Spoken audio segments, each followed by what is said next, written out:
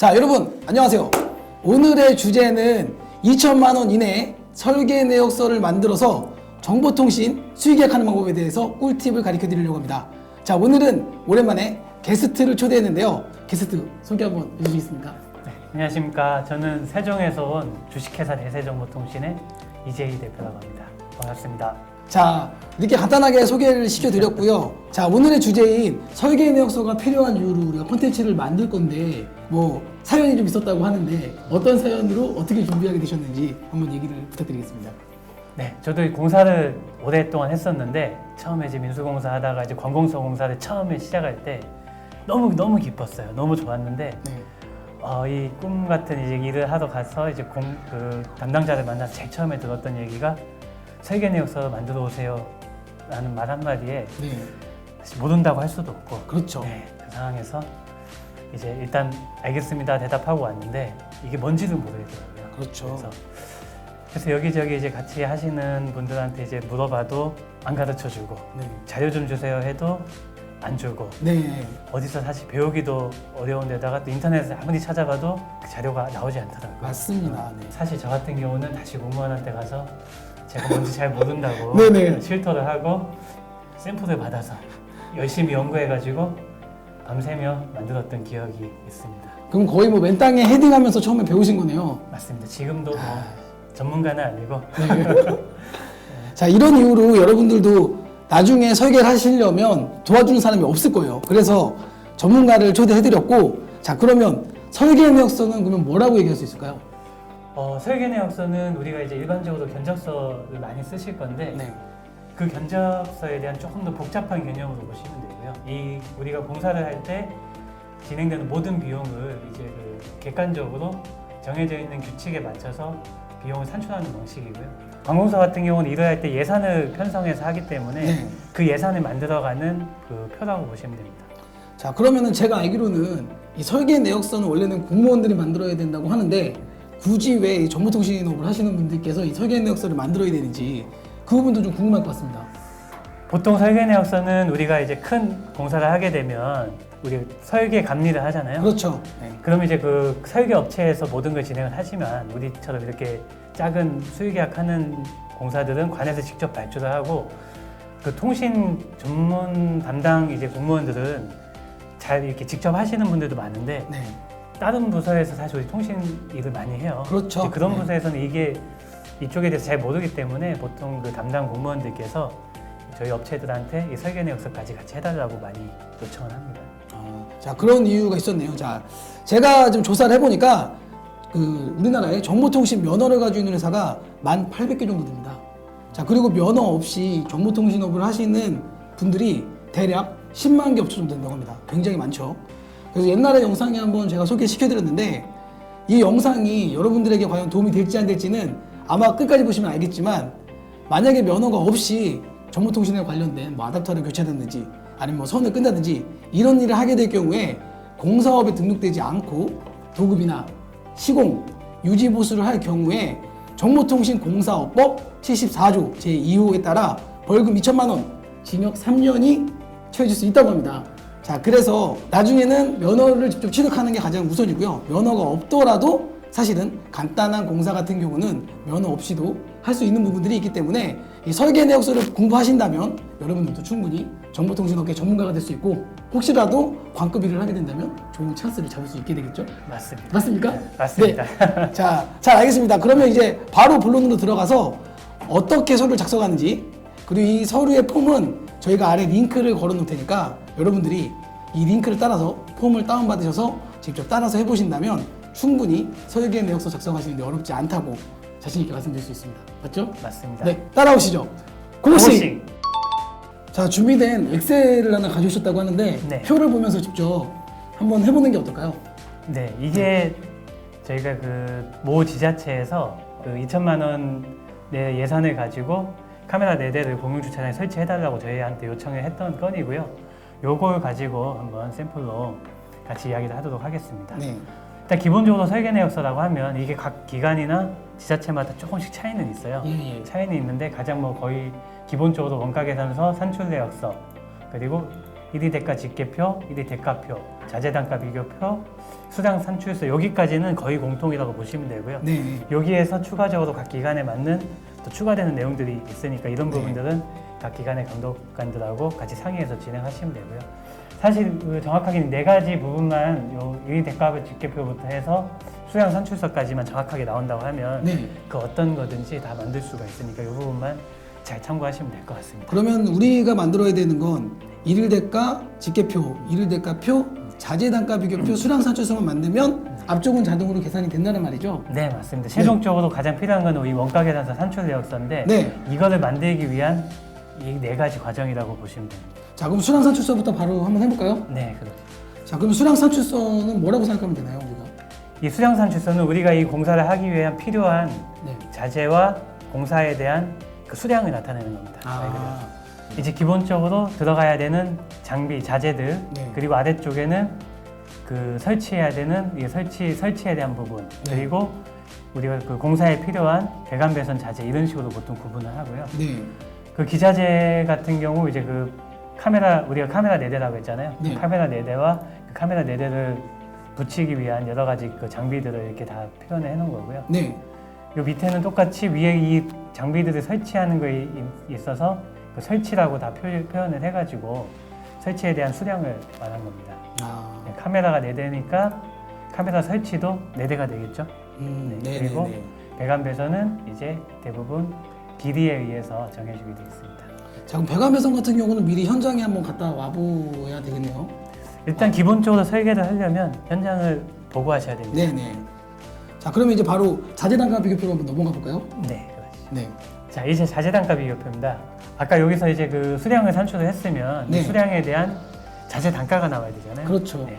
아까도 말씀드렸지만 이 설계 내역서는 네. 공무원들이 원래 직접 해야 되는 부분인데 네. 쉽게 얘기해서 우리가 견적을 주게 되면 이 견적들이 들어가고 이 견적 외에도 공무원들이 할 수 있는 부분은 이런 그 물가정보라는 이제 책이 있어요. 물가정보라는 이제 회사와 물가협회 이 두 군데서 이제 정보를 제공을 하는데 이제 그 우리 와치캔 같은 네.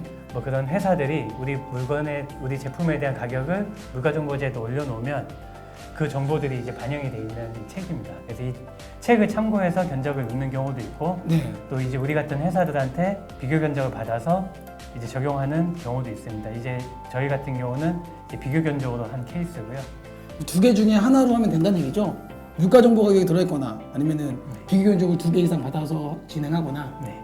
네. 물가정보 자료를 참고하거나 비교 견적을 받을 경우는 일반적으로 그 2개 이상의 업체의 비교 견적을 받아서 그 중에 네. 적은 금액 업체를 선택을 하게 되어 있습니다. 그러면은 직접 우리가 계약하고 싶다면 네. 금액을 3개 정도 견적을 주고 가장 낮은 금액으로 설계를 하셔야 되겠네요. 네. 이 꿀팁인데요. 네. 공무원들도 네. 가끔씩 이게 비교 견적 받고 하기 힘들기 때문에 네. 저희한테 비교 견적을 같이 달라고 하는 경우가 있습니다. 네, 알겠습니다. 그럴 때는 네. 참고로 같은 케이스고요. 네. 이게 저희 견적이었습니다. 네네. 아래 좀 내려볼까요? 이렇게 보실 수 있게 종합적으로 보면 한 업체는 230이고 한 업체는 210이라 비교 견적 중에 가장 낮은 금액으로 계약될 가능성이 높다라고 보면 되겠네요. 네, 맞습니다. 네. 그리고 아까 전에 저한테 사전에 설명하실 때는 이 견적 1하고 견적 2 자리에는 업체 이름이 들어가도 괜찮다고 했는데 맞나요? 네, 맞습니다. 이거는 그 담당 공무원께서 설계를 해서 예산 집행에 필요한 부분을 비교하는 부분이기 때문에 네. 이렇게 견적 1, 2 나눠가지고 비교 견적 받은 데이터를 별도 첨부하는 경우도 있고 네. 그 업체 이름을 써서 견적 받은 내용을 쓰는 경우도 있기 때문에 그거는 전혀 무관합니다. 정리를 하면 물가 자료에 없는 제품들 같은 경우는 금액을 쓰기 어려우니 비교 견적으로 1, 2, 3이나 이렇게 여러 개를 비교 견적으로 쓰면 된다는 얘기로 이해하면 될까요? 네, 맞습니다. 네. 자, 자재 단가 비교표는 이거 말고 더 설명하실 게 있으신가요? 따로 설명할 건 없습니다. 그래서 이 부분은 뭐 기존에 우리가 견적하던 방식하고 똑같기 때문에 네. 다 쉽게 할 수 있을 거라고 생각이 됩니다. 자, 그러면 쉽게는 일반 견적서 쓰듯이 비교 견적을 만들어라. 네네, 만들 맞습니다. 때는 낮은 금액으로 선정되니 그걸 주의해라 라고 하면 네네, 되겠습니다. 맞습니다. 자, 그러면 이번에는 일일 대가표에 대해서 한번 설명해 보려고 하는데 일일 대가표가 그렇게 어렵다고 이것만 잘하면 된다고 하던데 맞습니까? 일단 1위 대가표가 가장 네. 좀 익숙하지 않은 부분이어서 네. 어려워하는 부분이 많고요. 네네. 1위 대가표라는 거는 말 그대로 우리가 기존에는 그 인건비라는 거를 하루에 일당 얼마 뭐 네. 이런 식으로 보통 표현을 많이 하는데 우리가 그 공사하는 행위에 의한 그 행위별로 비용을 뽑는 방법이 있습니다. 아. 예. 그거를 이제 나타내는 거고요. 네. 여기 첫 번째 예를 들어서 보게 되면 실내용 카메라 설치라고 지금 돼 있는데 이 부분을 이제 1위 대가를 뽑기 위해서는 기본적으로 알아야 될 게 이제 두 가지가 있습니다. 네. 그 중에 한 가지가 이제 노임 단가표. 네. 이거는 이제 뭐 제가 2018년도 건데 이건 인터넷에 찾아보시면 뭐 2021년 상반기 노임 단가표 시중 노임 자료 하면은 많이 나오니까 참고하시면 되고요. 네네. 이 노임 단가라는 게 아까 우리가 이야기했던 일당 같은 각 전공별로 뭐 통신 관련 기사 하루 일당은 국가에서 지정한 이제 일당 금액이고요.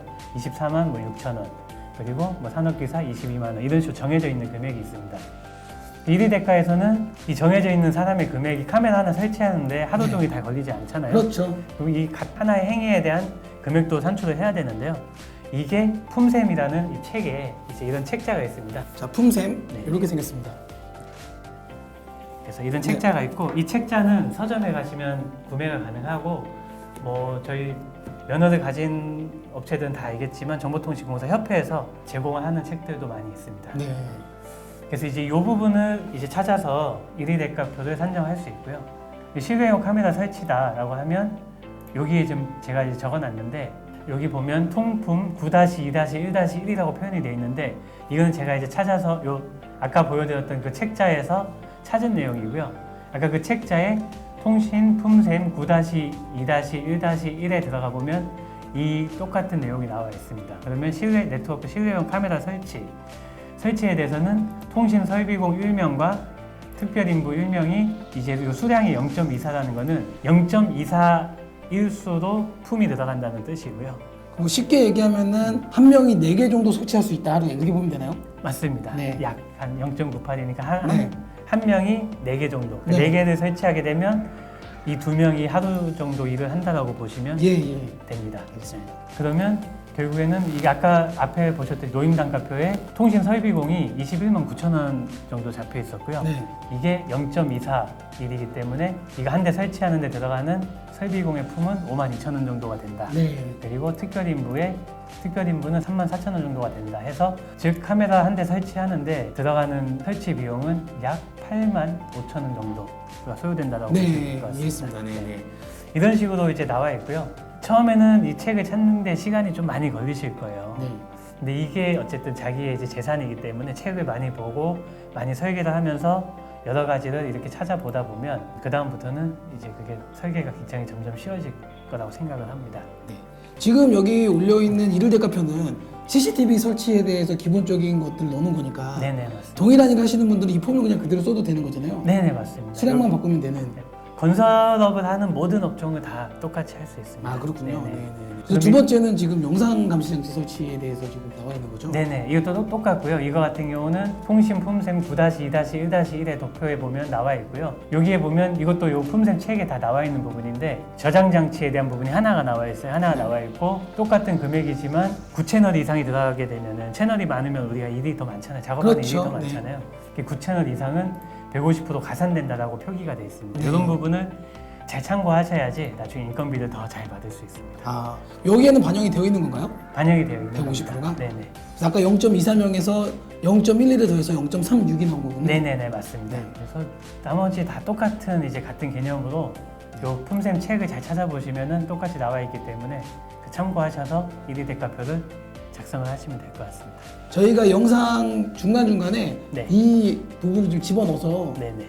같이 좀 올려주시죠. 뭐 책에 있는 내용을 좀 캡처해가지고. 그것도 괜찮습니다. 네네. 네네. 자, 그럼 이제 1일 대가표는 설명이 끝난 건가요? 네, 우리 그 수량산출서에서 나와 있던 내용에 대한 부분을 1위 대가표도 똑같이 네. 다 적용을 해서 각 도표를 만드셔서 적용하시면 되는 거고요.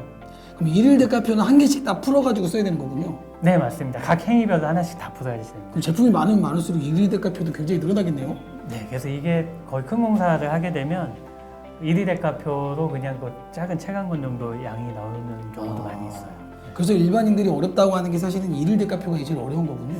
양이 많고 하면 익숙하지 않아서 어렵다고는 하지만 네. 이게 방법을 알고 나면 네. 거의 이제 반복적인 작업이기 때문에 이 책을 누가 많이 봤냐에 따라서 설계하는 속도가 차이가 날 것 같습니다. 자, 그러면 우리가 주의해야 될 거는 이 품셈표는 꼭 필요하다라고 얘기할 수 있나요? 일단 우리가 통신 공사를 하려고 하면 이거는 꼭 필수적으로 필요하다라고 생각합니다. 알겠습니다. 그럼 이제 1일 대가 직계표로 한번 넘어가도 되겠습니까? 네, 넘어가시죠. 네, 이 1위 대가 직계표는 우리가 아까 수량을 산출하고 자재 단가를 이제 비교했던 것처럼 1위 대가 직계표는 우리가 아까 1위 대가를 복잡하게 각 행위별로 하나씩 다 뽑았잖아요. 네네네. 이거를 이제 한눈에 볼 수 있게 이제 그냥 표로 만들어 놓은 것 뿐입니다. 큰 차이였고. 그래서 자동으로 끌고 오게 되어 있죠, 수식이. 지금 이 서식에는 자동으로 끌고 오게 다 돼 있습니다. 네네. 이 원리를 알게 되면 아마 그 추가하고 열을 늘리는 것도 아마 쉽게 하실 수 있을 거라고 생각합니다. 네네네. 그럼 결국은 1일 대가를 압축해서 보여주는 게 1일 대가 직계표라고 보면 되겠네요. 네네, 맞습니다. 네. 간단하게 한 네. 번만 설명을 드리면 네. 아까 그 8가지의 그 행위에 대한 그 1위 대가 노무비가 여기에 적용이 되는 거고요. 여기 보면 지금 재료비가 일부 들어가 있어요. 네. 이 부분은 뭔지 하면 그 수량 산출할 때 기본적으로 기자재라는 게 들어가 있고 네.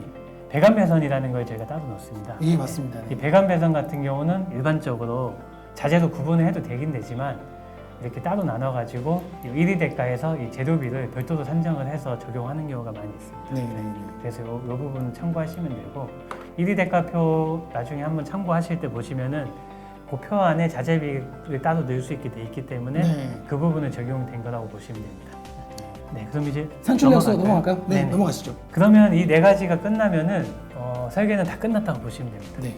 이 산출력서는 아까 앞에서 말씀드린 자재 단가와 이제 우리가 1위 대가, 네. 이제 인건비가 이제 합쳐진 한눈에 이제 모든 게 합쳐진 거라고 보시면 되고요. 네.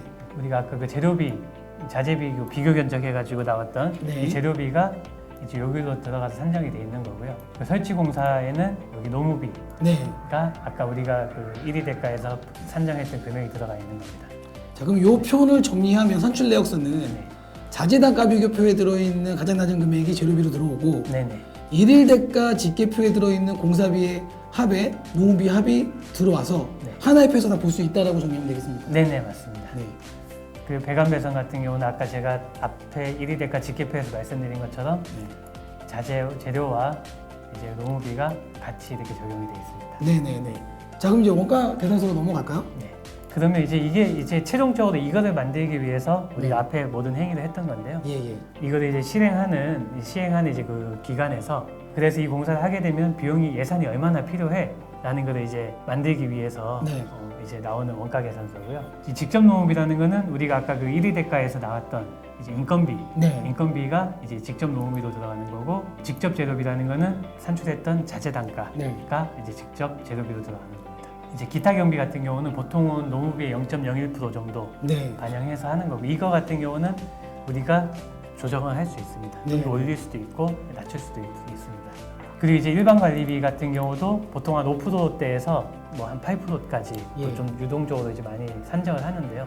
이 기업 이윤 같은 경우도 보통 한 10%대에서 맞춰가지고 이제 총 공사비가 이제 나오는 겁니다. 자, 그래서 최종적으로 총 공사비가 2,093만 원이 나왔는데 네, 제가 알기로는 수익계약 가능 범위가 2,200만 원 부가세 포함으로 알고 있는데 네. 그 수익계약 범위 안에 집어넣은 견적서가 되는 건가요? 제가 알기로도 부가세 별도로 해서 2천만 원이 수익계약 금액인데 네. 제가 직접적으로 공사를 할 때 보면 네. 부가세 포함 2천만 원으로 그 수익계약을 보통 진행을 네, 하고요. 네. 부가세 포함 2천만 원 이내로 맞춰라 하는 경우가 대부분 많습니다. 네. 그래서 이제 이런 경우는 지금 2천만 원이 좀 초과됐기 때문에 이게 좀 조정이 필요한 겁니다. 네. 우리가 만약에 예산에 비해서 좀 금액이 좀 적게 나왔다고 하면 이런 간접 노무비나 또 다른 또 간접 재료비들까지도 또 충분히 산정할 수 있는 부분인데 네, 이것도 네. 지금 다 뺀 상태에서도 지금 93만 원이 초과했잖아요. 네. 그러면 어떻게 해야 될까요? 딴 데서 좀 깎아야 되지 않을까요? 그렇죠. 네. 공사를 포기할 수는 없잖아요. 그렇죠. 네. 93만 원 때문에.